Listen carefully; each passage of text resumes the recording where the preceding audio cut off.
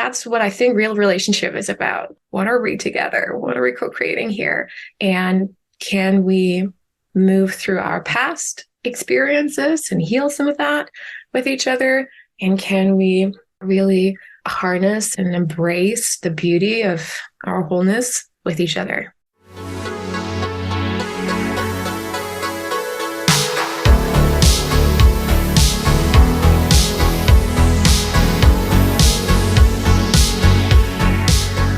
Welcome to Reclaim Your Radiance, a sex, love, and relationship podcast where our focus is on your most important relationship, the one with yourself.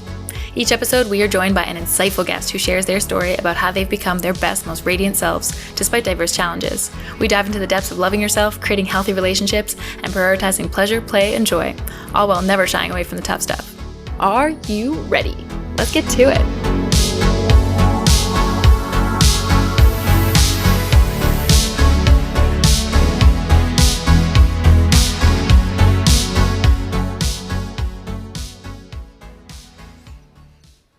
On this episode of Reclaim Your Radiance, we are diving into attachment theory, attachment styles, how to set healthy boundaries, and the myths and the truths about codependency. For instance, is there such a thing as healthy codependency? Don't we all need to rely on one another? We also explore how to create safety for yourself, both inside and out, how to work with the type of attachment that you are experiencing right now to move through difficult emotions, situations, and ultimately strengthen and develop your relationship. Joining me today is Deborah Buthmann, who is a German psychologist and clinical counselor. Her practice focuses mainly on anxiety, trauma counseling, and relationships, and she is very well versed in helping people work through the exact things that we are speaking about today. But before we begin, I wanted to give you a good look and picture at what attachment theory is, as it's mentioned a lot within the episode, and I wanted to stop and explain it first. If you're like, nah, I got this, I know exactly what it is, feel free to skip the next couple of minutes. Attachment theory, which was coined back in 1991 by John Bowlby and Mary Ainsworth, proposes that the emotional and social development of an infant is profoundly shaped by their relationship with their primary caregivers at a young age. The theory is rooted in the belief that infants are biologically wired to form attachments, what we often call relationships, which is a mechanism that serves as a survival strategy. For instance, think about the fact that when we are young, we are unable to feed ourselves. This means that if we don't get cared for properly, we could die. Our infant brains ultimately do know this, and therefore our relationships become the most important thing in our lives, and we can get very scared when those relationships feel like they might be threatened.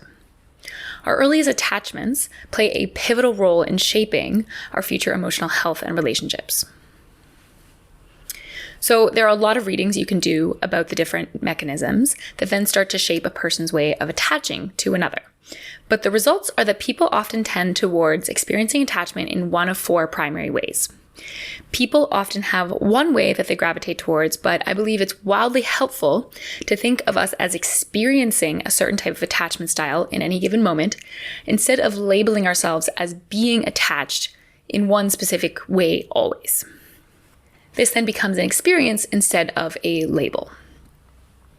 The four most common styles of attachment, which we discuss in this episode, are avoidant attachment, anxious attachment, secure attachment, and a fourth, sometimes less known one called disorganized attachment. Avoidant attachment is developed when the parent or main caretaker doesn't show a responsiveness past providing essentials like food and shelter. They are often withdrawn and emotionally removed. This results in a dismissive stance towards the importance of relationships in adulthood, distancing yourself to keep yourself from getting hurt. Anxious attachment is developed when the caregivers are inconsistent and unpredictable. They tend to respond from their own needs instead of the child's. They may be emotionally hungry themselves and look to the child to meet their own needs. As adults, this can result in not having a lot of boundaries in relationships, taking things very personally, being anxious around leave-taking, and being hypervigilant. There is often a lot of fear of abandonment. The third, secure attachment, is developed when your caregivers are very attuned to your emotions and needs. They provide a secure base to come back to and are reflective and caring, meeting your needs appropriately, nurturing and not smothering you, allowing you to explore and then come back. This often results in adults who are able to be comforted quickly, bond with new people easily, take healthy risks, and are open and trusting. They can create and keep healthy boundaries as well as have a wide window of tolerance and a strong sense of self in relationship to others. The last one, disorganized attachment, is developed when a caregiver is displaying microaggressions, threatening, sometimes abusive, and they can suddenly switch states without interactive repair. This isn't always the case, but this is just a good example of how this could happen. And this can result in a combination of attachment styles and painful relationships.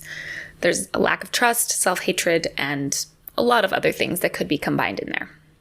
It sometimes looks like someone who switches very easily between anxious and avoidant attachment styles. Now, I know that might have been a lot of information, and for some of you it could be new, and for some of you you're like, I know all this. But if you all of a sudden are having a moment and a memory has been triggered, maybe some of what was just said could remind you of a relationship or a person in your life, or even the way that you were raised, and I invite you to hold yourself in that. The best thing you can do is really reflect on the way that you were raised, what you might have been taught through the behaviors of your caregiver, and really look at what you can do to maybe mitigate some of the responses that you would prefer not to have and to help you have the most successful relationships in your adult life. Nobody's perfect. We're all working on it. We're all healing. None of us is 100% secure in their attachment styles. And all of us deserve so much love, so much care, so much empathy, and ultimately all belong, no matter what we were taught, what we experienced, and what characteristics we exude as adults.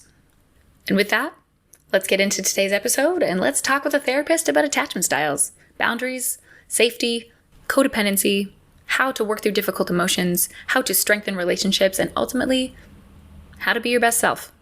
I'm so excited for you to listen. Hello, how's it going? Hello, good to see you, Chris. Good to see you. Yeah. How are you feeling in your body today?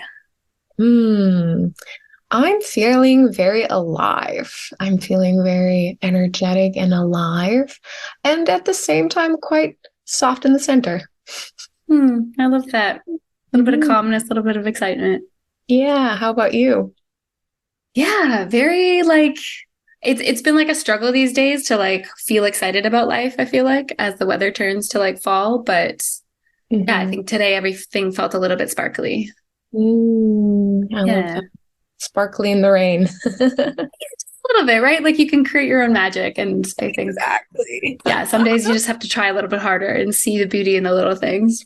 Yeah, I agree. I agree. The little glimpses in the day, a very powerful tool in our life to kind of see the beauty and happiness even in times of struggle.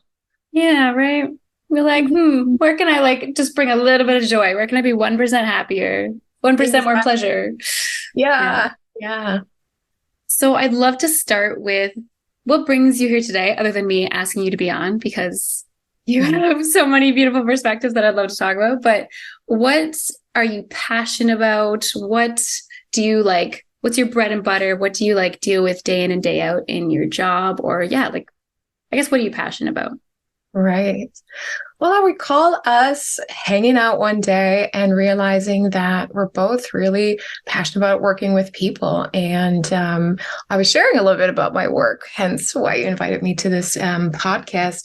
And I'm a German psychologist and clinical counselor in private practice, and focus on anxiety and trauma counseling, and especially relational trauma. And I feel very passionate about bringing people back into their body and creating space where they can explore and connect with themselves and others to really kind of help to uncover patterns and unconscious reactions and release trauma and stress so that we can be more balanced and wholesome in our life and connect with ourselves and others. That's what I'm really passionate about, and I'm excited to talk a little bit more about today. Yeah. Oh my gosh. That's everything about that is just it's giving me tingles and excitement. I love it. Yeah. I guess let's start with we mentioned attachment styles a lot. When we were talking, you said you love talking about attachment styles and attachment wounding. So can you start into that a little bit? Yeah, totally. I guess when I started therapy and psychology, I was really curious about how we humans work, and very, very fascinated by emotions and how we kind of walk through life with an emotional body and mind. And I, in my work, love really working with, people pleasers and people who feel really stuck and lost in their life, and create empowerment and creative movement. And often people come to me when they're feeling really anxious, and I see that anxiety is such a signal that something's not quite right. It's often a secondary emotion, and above a secondary emotion above a very deeply rooted emotional experience. And anxiety can be quite the adaptive strategy to protect us and from threats or things that we perceive as threats. And when we're exploring really what that really means and what that is about, there are underlying issues that arise. And often the anxiety or shame and other, secondary emotions can really show us how distorted our sense of self is. And when we dive a little bit deeper into it, often we uncover a lot of deeply rooted wounds that stem from our past and stem from our upbringing. And we can see that there have been some wounds, like some deeply rooted wounds of betrayal, of neglect, of emotional abuse or physical abuse. And there we have the attachment wound, right? This like disruption of our regulation in our body, in our body due to our attachment system. So we can really see how, and I guess research and the field of psychology has put a lot of effort in understanding that, because it's so important in our day-to-day life to be in connection with others, to understand like what are the systems there that are very common. And I'm really excited to explore that with people and to really understand that. They often show us where we haven't been seen and heard. And, therapy and connections, even with friends and partners, can be, or are the place where we really, really are able to face those deeply core emotions that we're experiencing. And it can be things that are not just from our past, but also that we're struggling in our day-to-day with life transitions or recent distressing moments and, recent traumatic events even. Mm-hmm. Mm-hmm. So does some of it come from that, attachment theory? And I think a lot of us are starting to hear that word as a buzzword come up a lot these days. Totally. Right? Of okay, so there's the anxious attachment, and there's the avoidant attachment, and there's disorganized attachment is another one where it's nothing was constant, and so it's a little bit of everything, and then you're but I'm not any of these things. It's okay, you don't have to fall into a box. These are just kind of moments where you experience attachment in this way, right? That's what I understand of it. Yeah, totally. I mean, that's the theory. You nailed it. Well done. Of course, there's the security attachment too, which is yes, right. Maybe 40%, 50%, I think, in our society really experience that, and the rest is quite disorganized or dysfunctional in some way. And yes, you're right.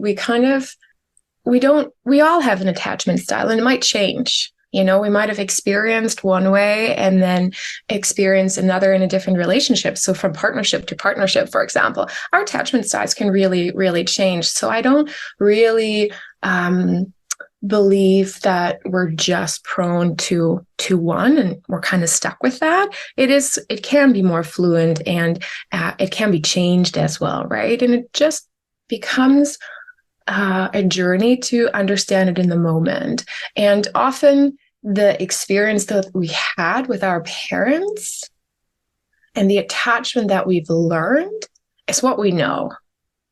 And if it has been pretty disruptive and disorganized or leading to an anxious and avoidant attachment, if that has occurred really early on and we didn't really get to experience what secure attachment is, it can be quite the hard journey to kind of see. We naturally gravitate, even when we have a disorganized attachment, to people who have a disorganized attachment because that feels familiar, right? So, it's interesting to kind of understand what they are. And I can totally go a little bit more into depth about that if you like, and share some concrete examples, if that's helpful. Yeah, I think that'd be really helpful. And I think like before we dive into, I think what you said was so important of like that changes. Like it changes as like relationship to relationship, like, and just like as you move through life. And I think it's one of those things where it's so important to state, like, I'm experiencing this, like I'm experiencing secure attachment. I'm experiencing like anxious attachment instead of like, I'm anxiously attached, because like same as saying like, I'm experiencing depression doesn't put it as a label that all of a sudden you are this, right? Like if you're saying I am anxious, it's now part of your identity, versus I'm experiencing anxiety means like, I recognize that this is going to flow through, that this is just what I'm experiencing in this moment. And I think that's just, oh my God, that's so like having that as like a frame of reference, I find is just like so rich and really helps like move through emotions.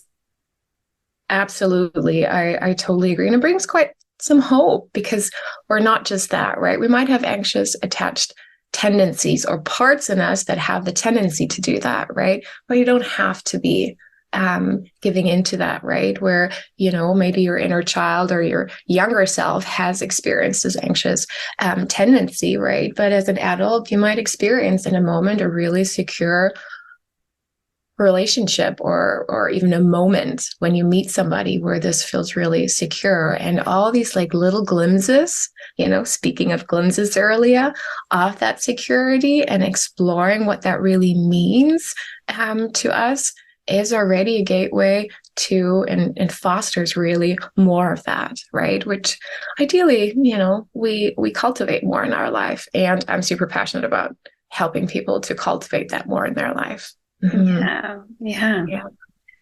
So if you like have a couple examples of like, when you can start to notice that you're experiencing like an anxious attachment or a anxious attachment, and what's the other ones? Avoidant. Yes, thank you. Yeah.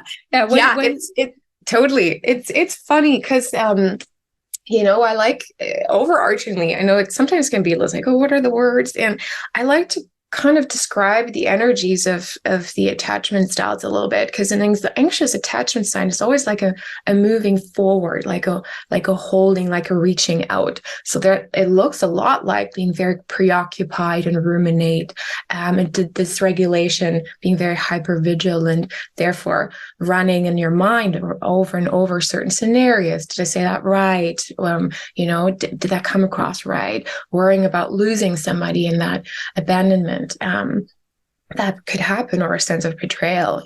Should I say this? Should I not say this? I'm not quite sure if that is, affecting my relationship in this moment.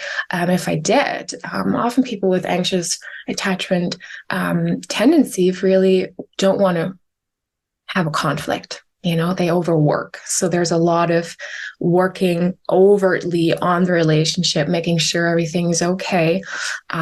Interestingly, you might like this fact, often they have a very high sex drive because it's a way to stay close. That makes sense, actually. Yeah. Because if you're afraid of losing somebody, the best way for your brain to be like, oh, I'm going to not lose them if I have sex with them. Yep. Exactly. Feeling, physically close. If the emotional closeness is not there, physically closeness might simulate that, right? Or they might really relax into that when there is a lot of sex. And when there's no sex, you feel that like losing that sense of abandonment and distance, right? Which is really hard. So anxiousness is really wanting to be close, really, really tight, and fearing that separation. Versus on the contrary, and that naturally happens actually, like you might grow up quite secure, but you might meet somebody who's avoidant, you might naturally gravitate to become very anxious because the avoidance kind of does the opposite. They kind of like move away.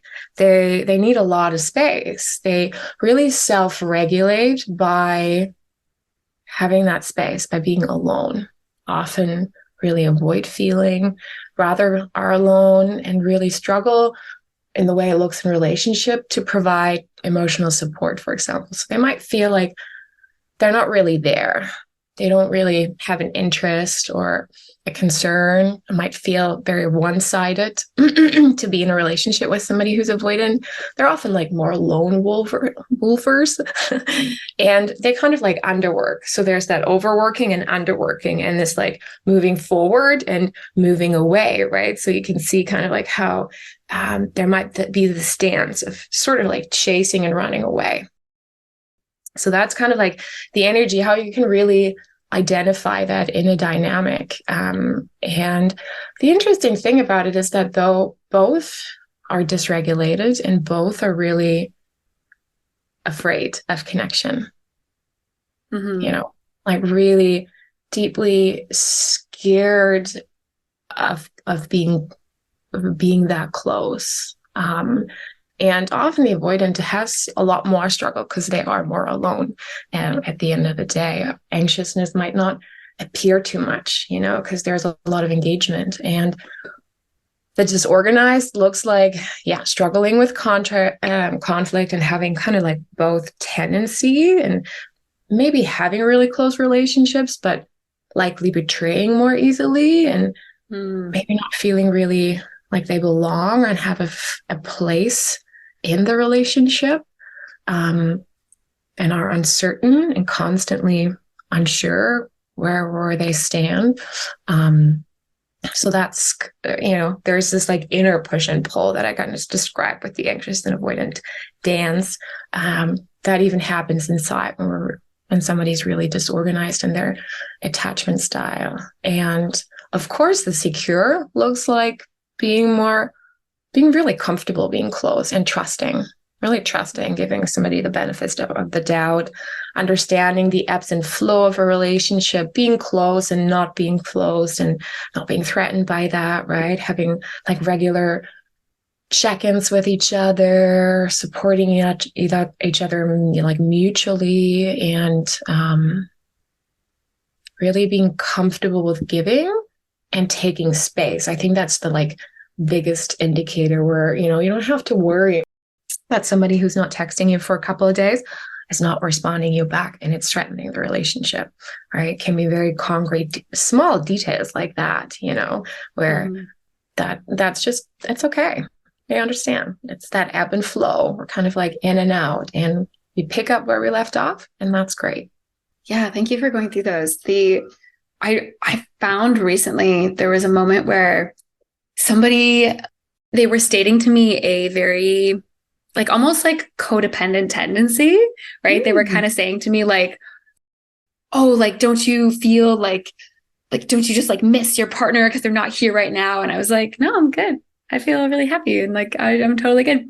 And they kind of looked at me and I could tell that there was this sense of like, there was almost judgment of like, oh, you don't. And like, I could swear I could like read it in their face. It was like, she doesn't love her partner the same way I love mine or something. And like, I swear that was like in there. And I was like, and maybe that's all in my head. Maybe that's what I'm picturing.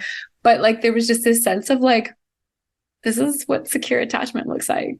Like that's kind of what was on my mind. I was like, right. I don't think you necessarily like, and I never said that, but like, right. There's just this feeling of like, I wish I could tell you, but I know that you're probably not in a place that you could hear this right now. That like, I'm like, I don't like it. I really hope that you're not looking at me right now thinking that I don't love my partner.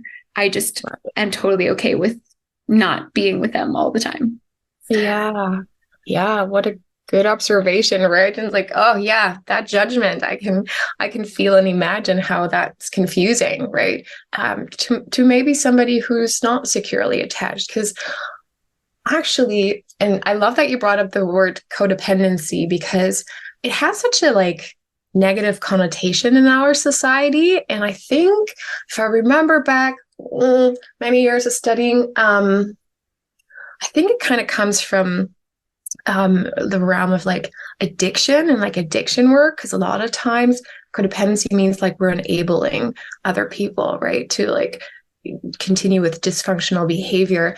And actually, secure attachment is like is like a paradoxical codependency. Like when you're really, really secure, you can go off and you don't have to worry about it, right? Yeah, as you said, like, oh, I'm okay with my partner not being around for the last couple of days because we're so secure with each other that I know that I don't have to worry about them betraying me or leaving me or, you know, all of that. Like that's the paradox of sometimes codependency because we need each other. We need support, you know, we need connection and we need to be somewhat dependent on each other. Like there's no doubt that that is part of a secure attachment where you can lean onto each other, where you feel you have somebody in your corner and they're not going to go away. You know, they're committed. They are doing their best and they're doing their best for themselves in those 3 days where your partner did his own thing, right? It's like, that's also important. So yeah, interesting take. Yeah. Well, because I also find that I feel like we've been taught a lot of, like we could call it codependency or we could call it like anxious or avoidant attachment styles that like we've been taught a lot of it through the media. Like I feel like we've been taught to behave a certain way. And then if you're not behaving that certain way, like, and maybe you're behaving in a more secure way, you think, oh my God, something's wrong with me. And then maybe you like might start to move towards like what you think of should be, right? Like you can get into those shoulds. And so, yeah, it's really interesting to see how some people might look down or like seem to have like a judging type of opinion of you when you're actually experiencing a secure attachment, which isn't better or worse than anything else. But like, you know, there is a co-regulation to your nervous system with a secure attachment, which you could argue is, you know, nice to have. So exactly. And that's really it, right? Like we do co-regulate. That's maybe the dependency, right? Or the codependency. Like we do need that from time to time.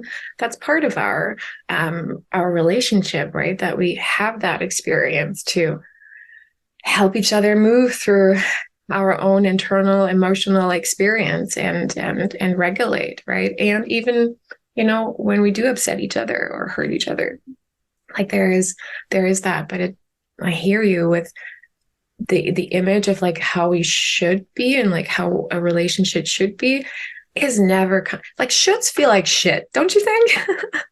Oh my God, what is it? They're never great. It's like, well, relationship is about being relational and figuring it out together, right? So there's no clear booklet for that. And I'm just even thinking about different forms of relationships, you know, we're not just monogamous, but polyamorous relationships and so on, where there's a lot more fluidity in relationships and like really defining it, like, what is it for us? Like, how do I feel secure with you particularly? And maybe with another person, you know? So it's very individual. Like that's what I think real relationship is about. Like, what are we together? What are we co-creating here? And can we move through our past experiences and heal some of that with each other? And can we, really harness and embrace the beauty of our wholeness with each other? Yeah, absolutely.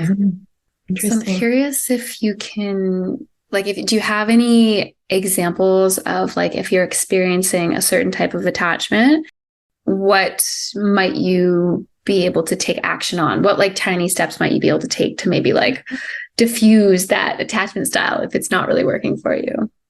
Yeah. I guess the first question always is to kind of assess, and here's the tricky thing, which is the most common reason why people come to therapy too, because they don't really know. It's like, what is real here? Am I just anxious because my partner is, you know, exhibiting behaviors that are hurtful and distressing for me? Or is it my past experience? Is this my attachment style that's kind of coming into the way? And oftentimes the beginning of that journey is to really dive personally into what's your legacy, right? And what's your starting point? Like, what does it really mean? Hence why I'm so passionate about bringing people back into their body.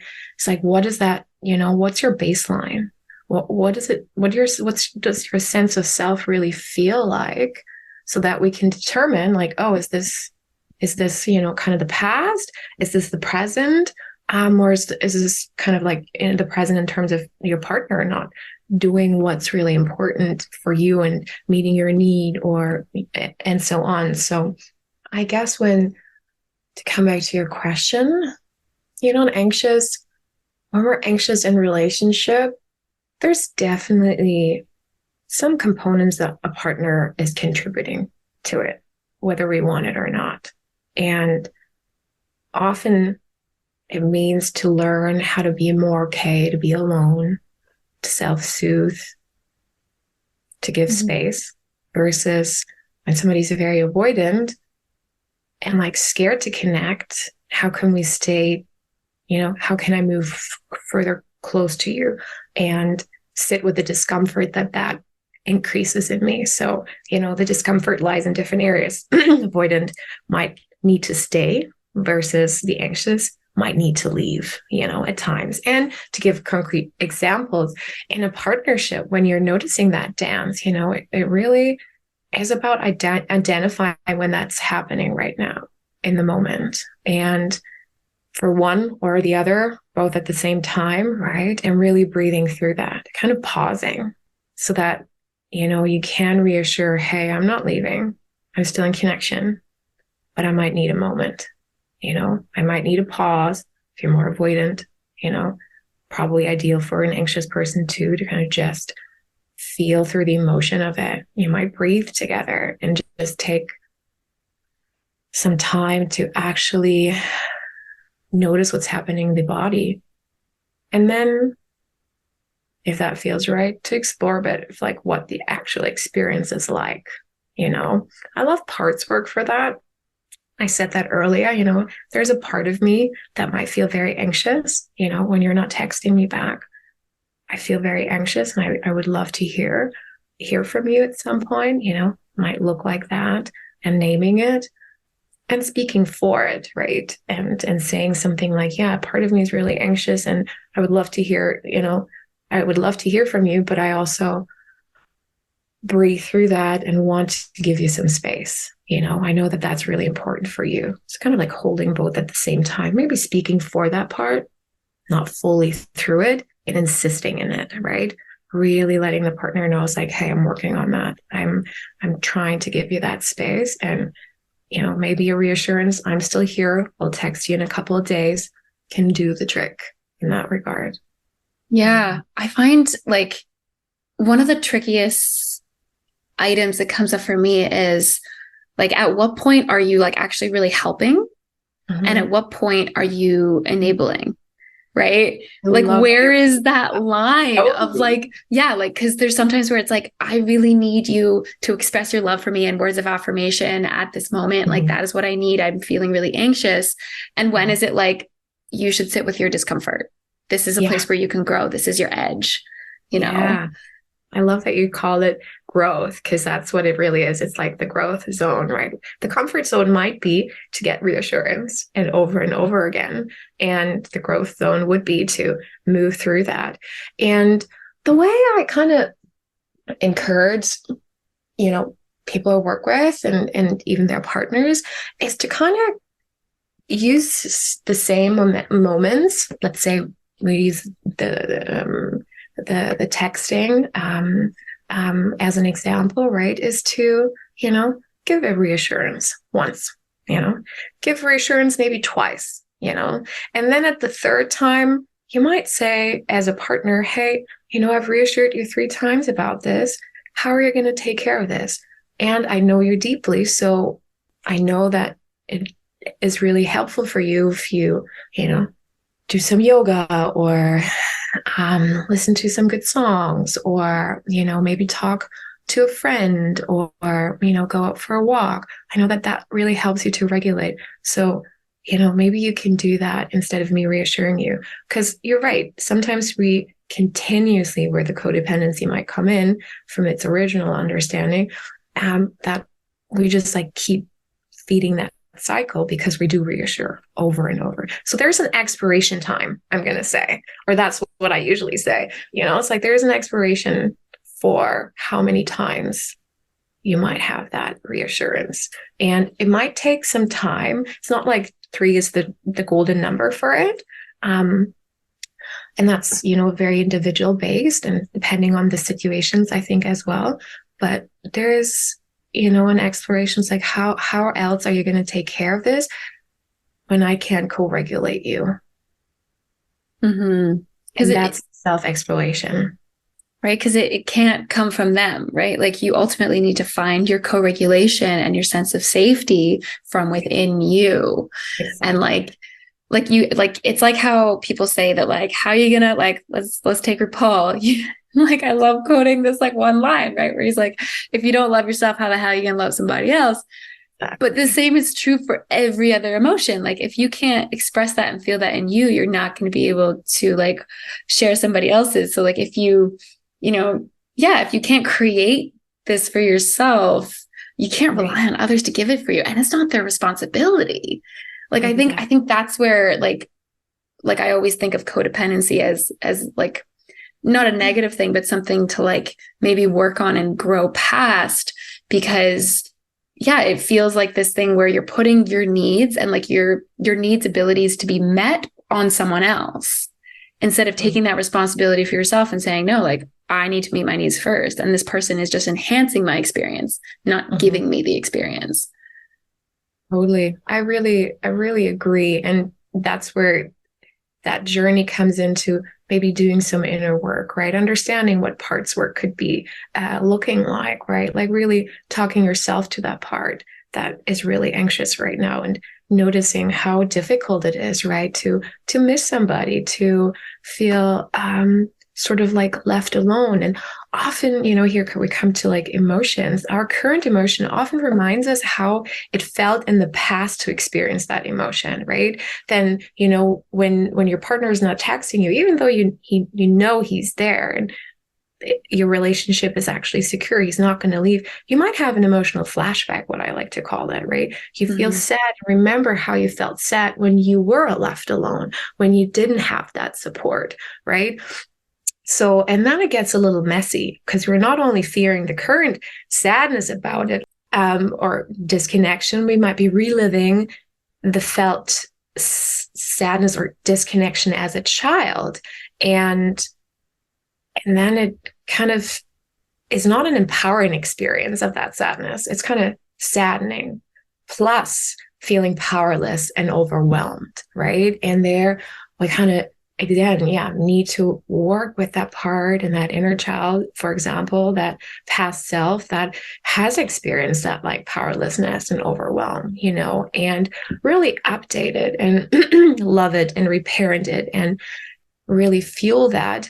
It does often, we do heal attachment only through attachment. So it does require this initial work with somebody, right? Where you do move through these experiences together for quite some time before you then let them off into, you know, their own experience with it. It's kind of like a dual, like simultaneous experience, but it does require that security is somewhat based in some facts, right? Where you do have that experience with the other person and reassurance, okay, they are not going to leave. It's something that we have experienced. And oftentimes we need to be witnessed in that first, you know, when we have experienced dysfunctional patterns in our family and in our attachment, we have to relearn that with somebody else. So you might first move through the discomfort together and be witnessed in it. When we feel really seen and heard in how hard that was as a child to lose mom and dad or, you know, be neglected or not really taken seriously, or emotions weren't okay to feel, right? It wasn't okay to be sad when somebody left, or, you know, angry when they upset you, and suddenly you're in a relationship. You might need to kind of move through that together. There's something really beautiful that happens, as I can tell as a therapist, to kind of witness somebody in that process and go beyond just the storytelling of it, but like really truly hear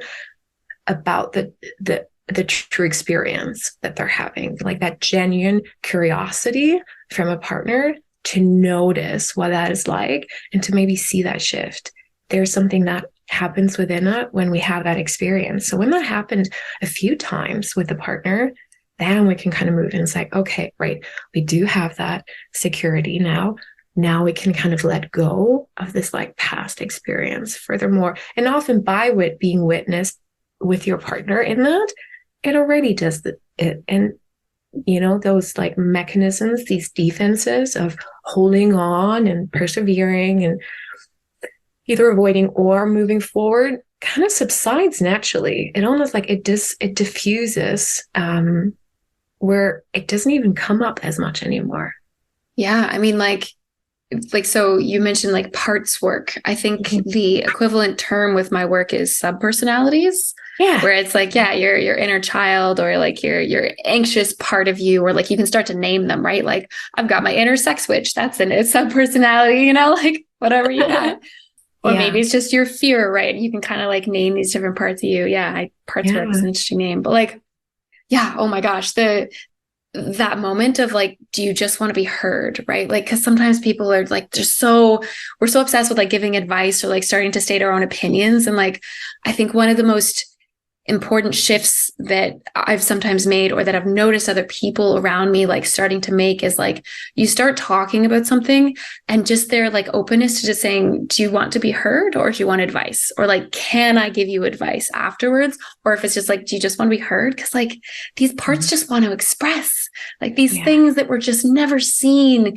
And that level of like just acceptance, right? Like giving love and giving compassion to this part of you that like trying to fight it and trying to tell yourself like, no, I'm not feeling this, or like, I don't want to feel this, like pushing it, like it's never gonna get better unless you can just say, I love you, I'm here for you. And like, this isn't to your partner, this is to a piece of yourself, right? This is to a piece of yourself where you're like, I accept you. I accept that you feel this way. And just like feeling that, like, slowly just kind of like let go and go, oh, it's okay.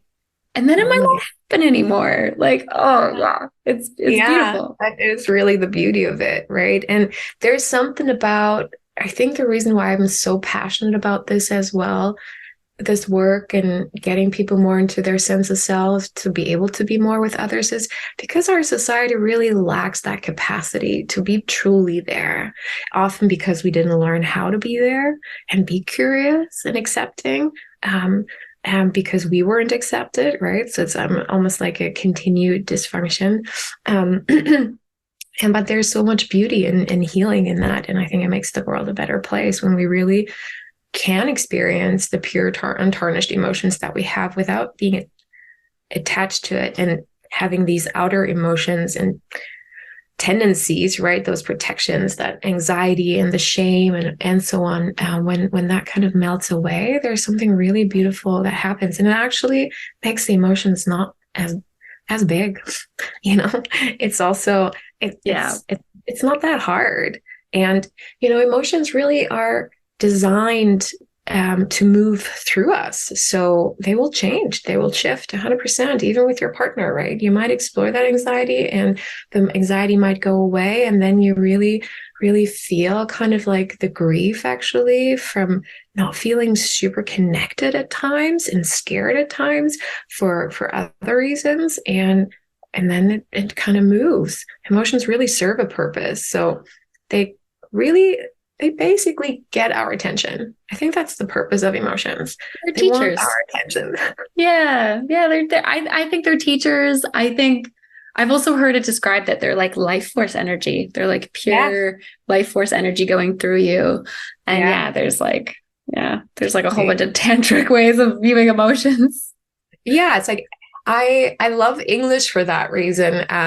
How you can play with the words. And I thought of emotions being like energy in motion, right? When I say that they're designed to move through you, they are really there to move fully through you. And when you actually sit with an emotion fully, you can see the beginning and you can see the end. And when a partner witnesses that, it's really it brings in another layer to it. The emotion really softens back.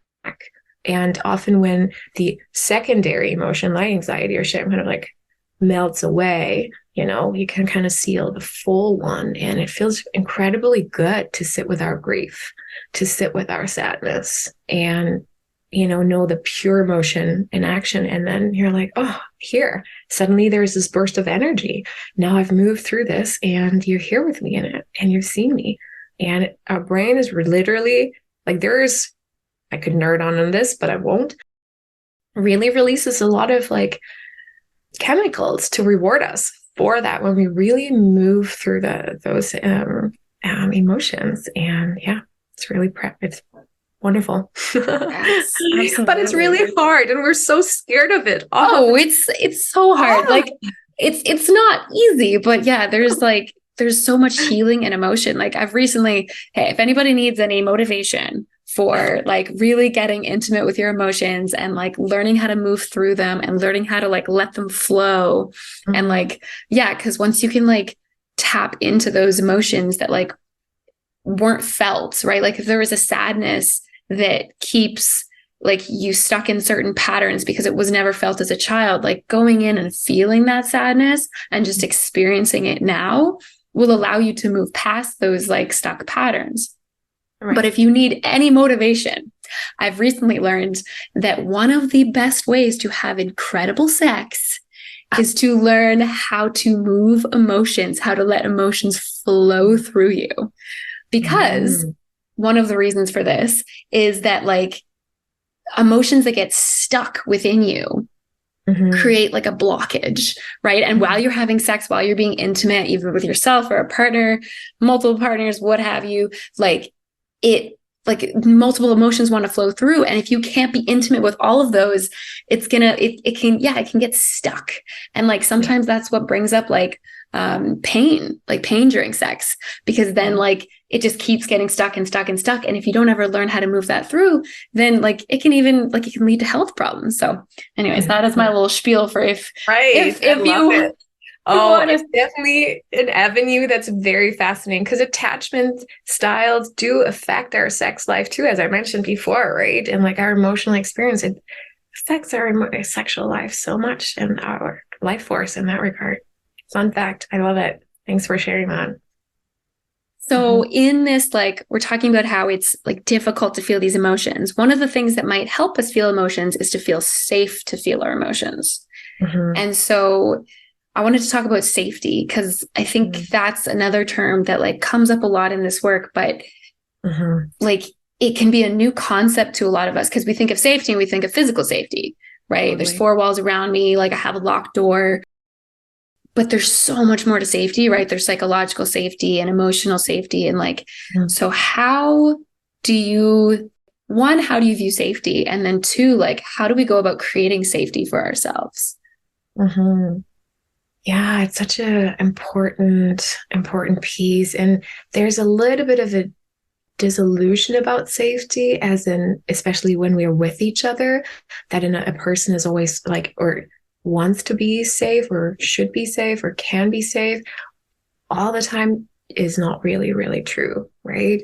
There's not a guarantee that your partner is always going to be safe, but there are things that we can do to promote that more. And I loved your example earlier about, giving advice versus deeply listening.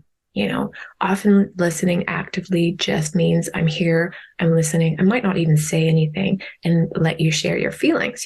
Whenever you're ready to listen, I'm here without judgment.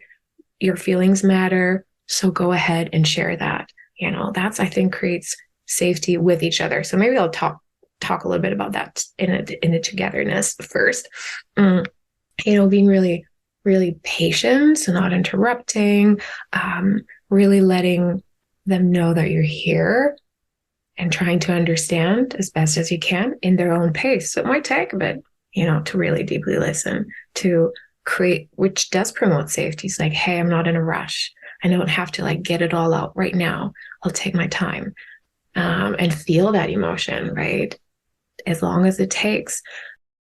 Not pushing for details or for a certain way of doing it, right? Oh, you should be doing it this way or that way, or, sometimes even asking questions along the way might interrupt that process of emotionally moving through an emotions together.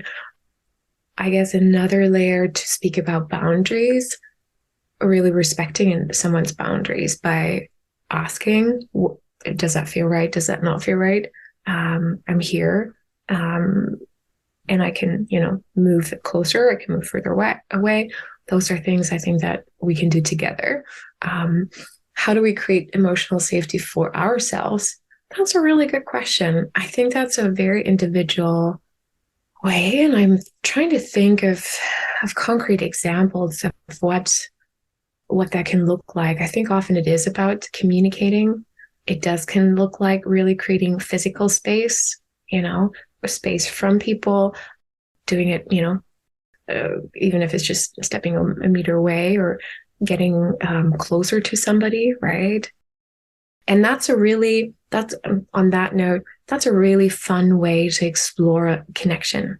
For example, when we're talking about something, especially when we're talking about difficult things and emotions in relationships, experimenting with closeness and distance, how does it feel when we're talking about something, when you're sitting on the couch and I sit on the very end of the room on a cushion on the floor, right? It might be so different of how you're talking about that and feeling your emotions than when you're sitting maybe just a meter away from each other, right? It might be different if you're holding hands or while you're talking and expressing and feeling your emotions, right? So that's a really interesting exploration that can be done in terms of physical boundary, right? Where you can stretch that a little bit and experiment.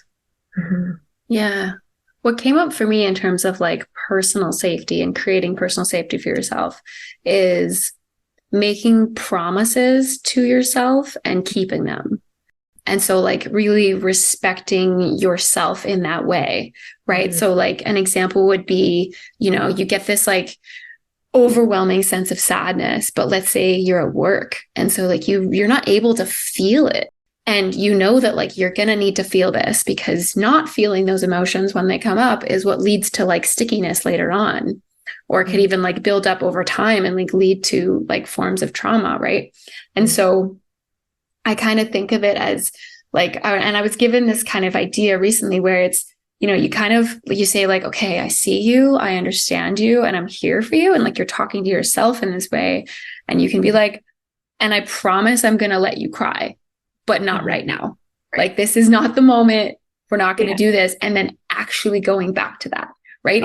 It's the step of actually going back that we don't always do, that's what creates that safety that like, don't worry, I will let you express this, but not right now. Or in like that when an emotion comes up, you let yourself express it and you go, oh, you want to feel this way? Okay, let's feel this way right now. Let's go. Like, like just kind of keeping that, like really listening to your intuition. And the more you listen, the more your body is like safe to emote these things because it knows that you're going to let it out and let it be expressed.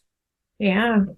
Beautiful. I think what you're touching on there so beautifully is kind of the idea that internal family systems has about protectors and your wounded parts, right? Where often, you can't do inner child work if your critic is sitting right next to you and is ready to butcher that scenario, right? And kind of has something to say about that. We often need to work with our protective mechanisms a lot beforehand and make sure it's like, hey, is this really safe for me to go deep into my wound? Am I ready to hold space for some of my parts that have experienced such deep pain? And I can be fully committed to letting that happen. That could look like, where's the time and space for that, right? Or are certain voices not really coming into the way of that either? Like the inner critic, for example, or shame. Shame likes to hang out a lot of times when we're doing inner deep work. It's like, anxious parts. So I was like, oh, what's the perspective of the other person that really hurt me, right? And so on. So really allowing yourself to go all the way deep in there to see what needs to happen, whether it's crying or, moving. Like oftentimes when I witness people move and release some of their deep wounds, it can look like all the things, it can look like shaking. It can look like breathing heavy. It can look like crying. It can look like burping and farting, like all of the things, right? Like all of that needs to happen. And how do we create that safety? I love coming back to it and making sure that we take care of that. I love that you named that. Mm-hmm. Is there anything else on creating safety? Because I also wanted to maybe talk about like how to create good boundaries and like where to like notice where there might be a place? Like what kind of questions might we ask ourselves to be like, oh, there might need to be a boundary here. Yeah. I like that. Yeah, nothing else is coming to mind about safety. I think it is a way that kind of individually needs to kind of be explored. Like, how do I feel actually safe? How do my parts feel safe? So let's talk about boundaries. I love boundaries. Yes. They're so good because they're so juicy. What is it? When you say no to someone else, you're saying yes to yourself. Right. Yes. Well, here's maybe a bridge to this, because oftentimes, creating safety means we're sticking to our own boundaries, and we hurt ourselves when we cross our own boundaries so much. Yes, right. Absolutely. And I guess that's kind of what that, like that keeping the promise to yourself is like, keeping to your own boundary. Yeah. Yes. I love that. Yeah. Boundaries is such an interesting topic that also has come a lot more to the surface in our society, which I'm really grateful for. But it caught me like when I started, I pivoted a bit of my practice in terms of what I'm studying, into more somatic and body focused therapy.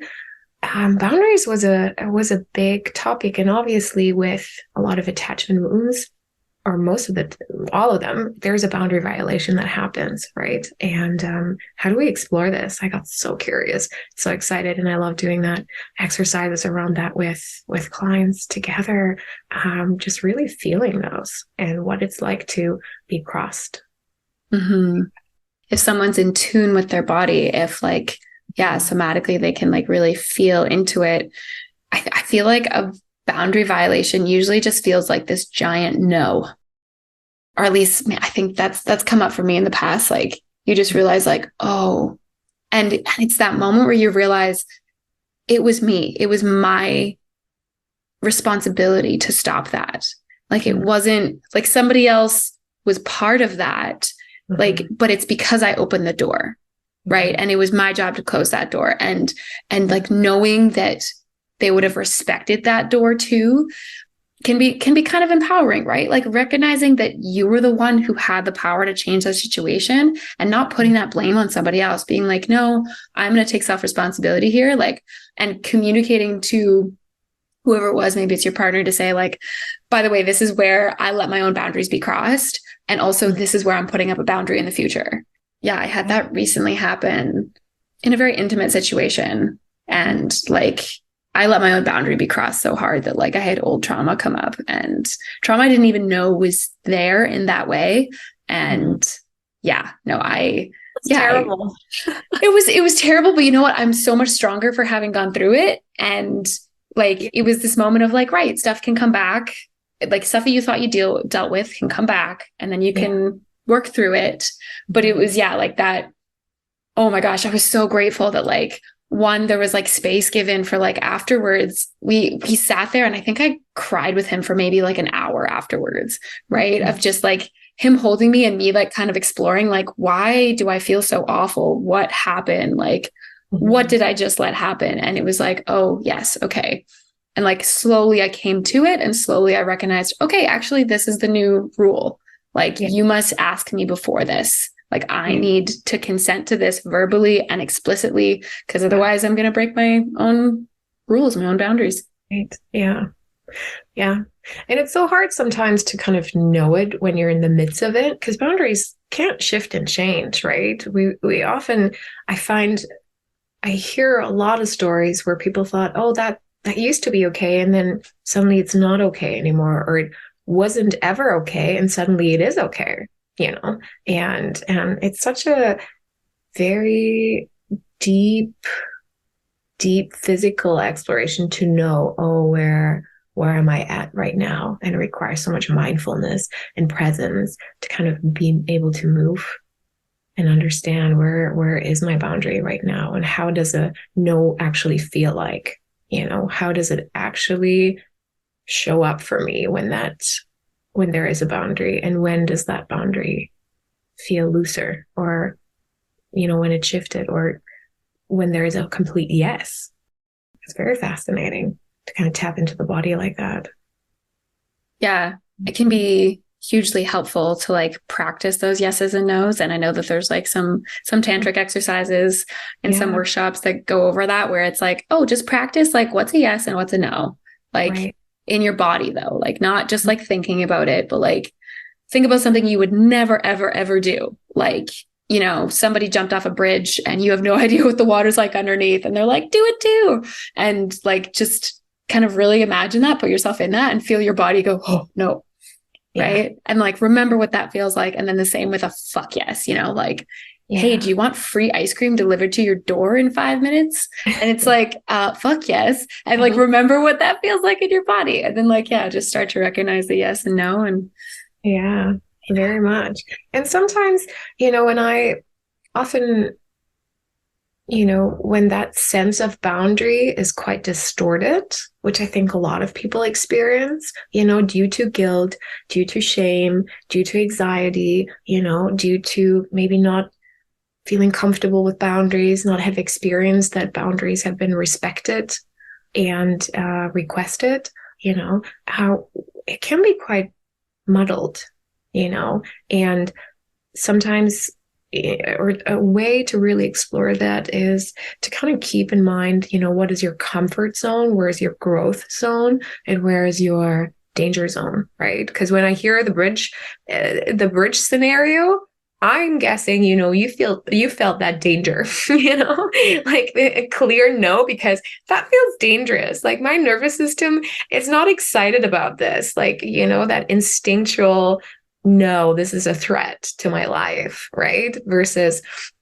you know, maybe, oh, well, you know, maybe it looks deep. I don't know. I'm thinking about cliff jumping here. You know, some people have, you know, it could be a growth experience. It could be something that it could allow you to say, well, this looks scary, but it might not be as scary. And therefore, I just need a little bit more courage for that and do jump. You know, it's so interesting to kind of really understand like what's a real threat here and going with that. And it can be so distorted if it has been violated, right? I'm thinking about sexual violence, for example, intimate violence, you know, where you don't, it's hard to fathom, like, how could that happen? You know, I wish I had that empowerment to say no to something, but there was no option really to go through that. So it's so interesting, you know, what trauma can really do to distort that experience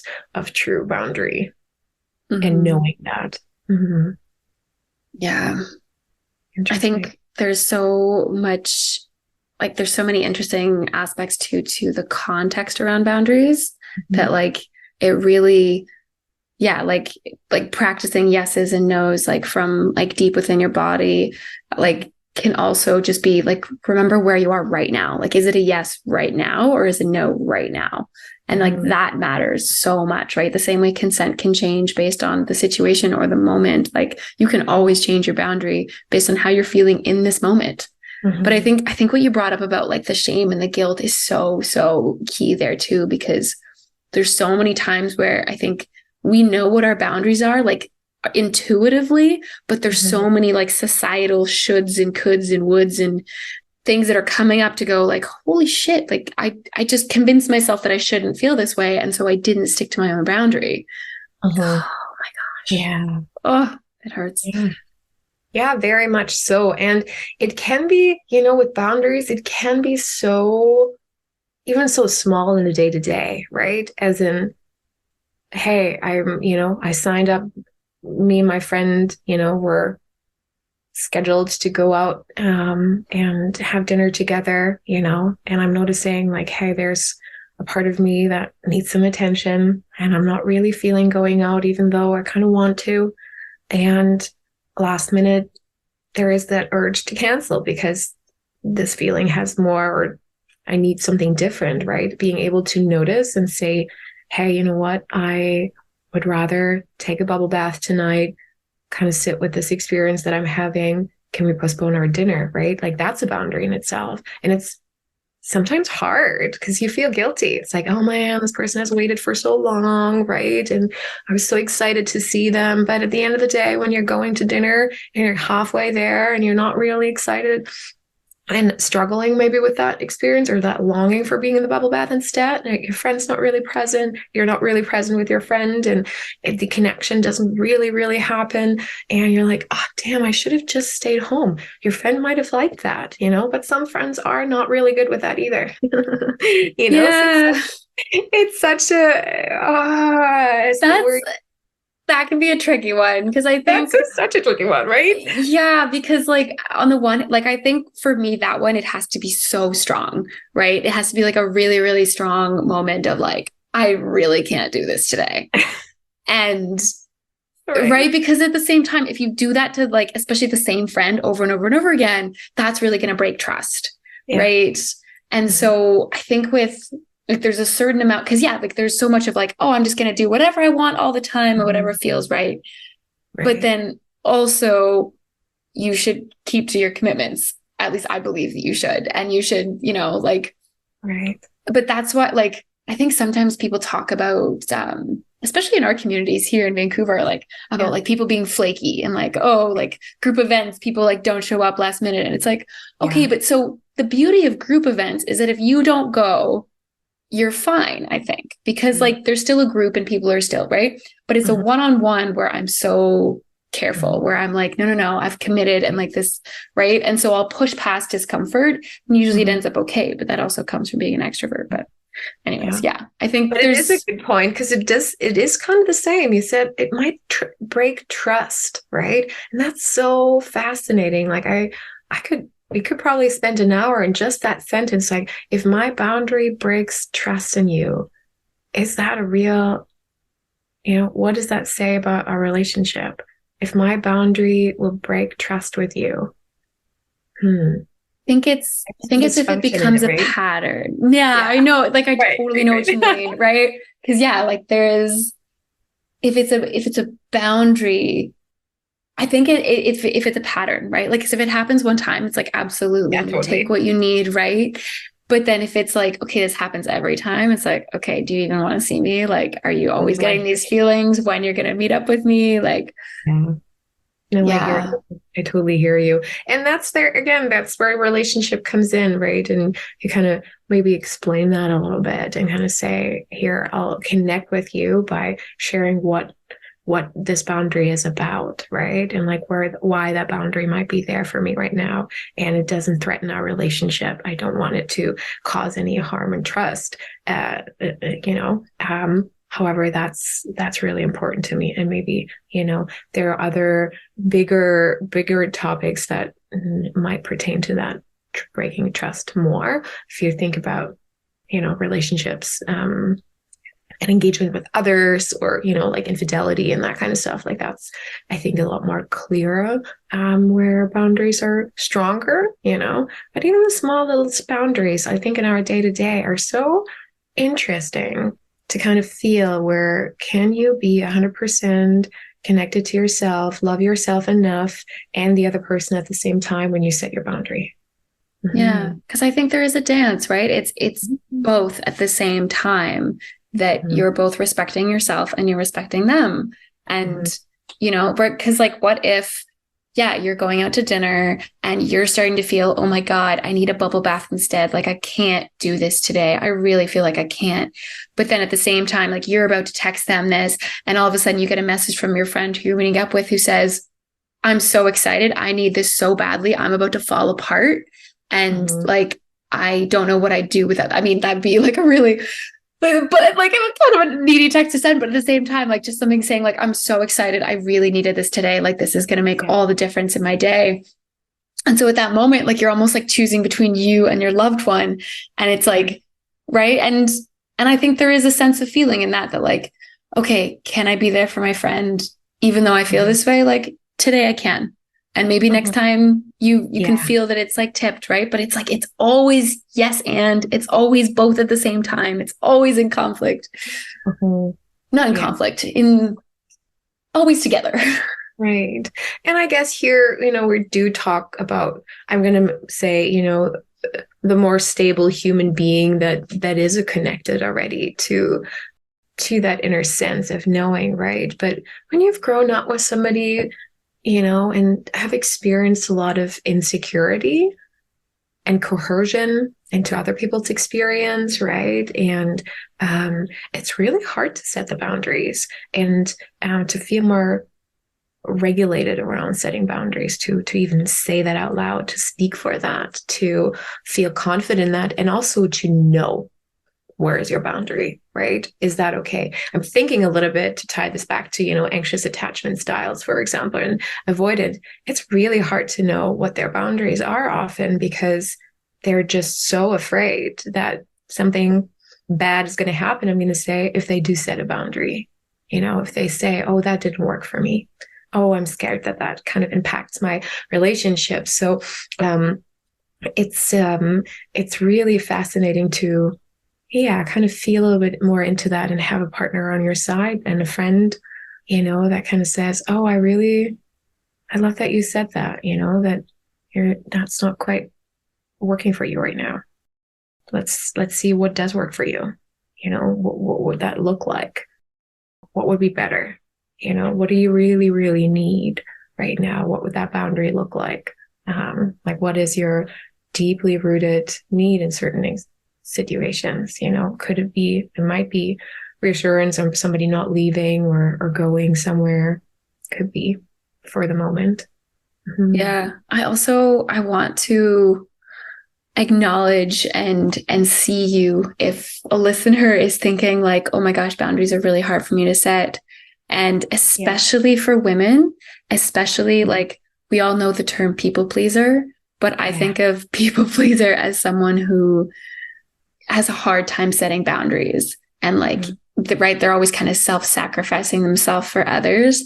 And I think us as women in particular, people like socialized and raised as women have been taught to people please and taught to kind of sacrifice our own needs for others in order to be safe.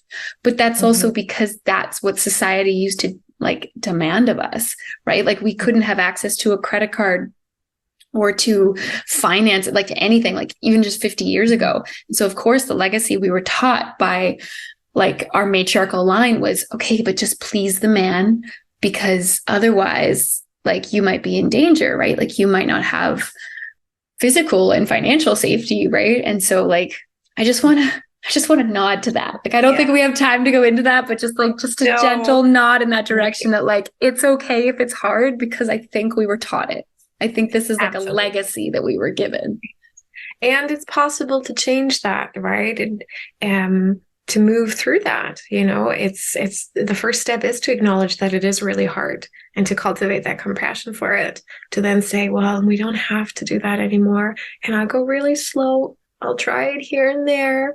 I'm exploring it. And even if I don't say it out loud fully yet, I might just notice it inside, right? I love that you addressed that and to instill a little bit of like hope too. I really long so way. much. I see this so much, and I'm always raving. I had a session last week with a client where I literally like jumped up because it's like boundary after boundary after boundary. We've worked for like 3 years together, 2 years actually, and it's like, damn, yes, and it feels so good. And actually, at some point, it feels good. It doesn't feel good at the beginning. It's hard at the beginning, but it does get better every time. So, yeah, it's a fun exploration. Right. The first moment where you set a boundary and that causes somebody to like self-select out of your life, it actually feels so fucking good because you're like, I just chose myself. Yeah. I just chose me over this relationship because they wouldn't respect me. Oh my God, I respect myself. Totally. Yeah. I hear you. Oh gosh, I've gone through that so much personally too in my last year where, friendship ended because I was like, I have to do this and you can't accept that. I have to say goodbye. Hardest thing ever. But, it felt so good. It felt so good at the end. Choosing yourself feels really, really good. It does. It does. And it changes. So especially, with dysfunctional family patterns, I'm thinking about relationship with parents, partners, siblings. When you do start to set boundaries where there's never been boundaries, the system is going to be shaken up. It's going to have probably uncomfortable repercussions at the beginning. but the system will adapt. When you are in relationship and there is a continuation of relationship, the system will automatically adapt. It has to. When you say, oh, I don't really want to talk about this, and you persist and you say over and over, I don't really want to talk about this, the person eventually will stop talking about it if you hold that boundary, right? It's like, I don't want to go there. This is something we've talked about 20,000 times. I'm not willing to have that conversation again. Here's my boundary, right? I don't want to hear X, Y, Z. And you do that over and over again, it does bring change. And it has a ripple effect. Like, that's the beauty of boundaries. It will have a change into a positive direction. And often people really learn from it too, and start to do it naturally too, that are surrounded by you. So it's worth the hardship. Oh yeah, no, that's such a beautiful sentiment. And yeah, just as we wrap up here in the last few minutes, is there anything else you want to leave the listeners with? Well, we're all on this journey together, and we can overcome, aloneness and alienation from ourselves. And our emotions are kind of a vehicle for that. So our high encouragement to not give up and stay connected, learn to decipher our emotions. If people want to find me, you can Google my name, Deborah Buthmann.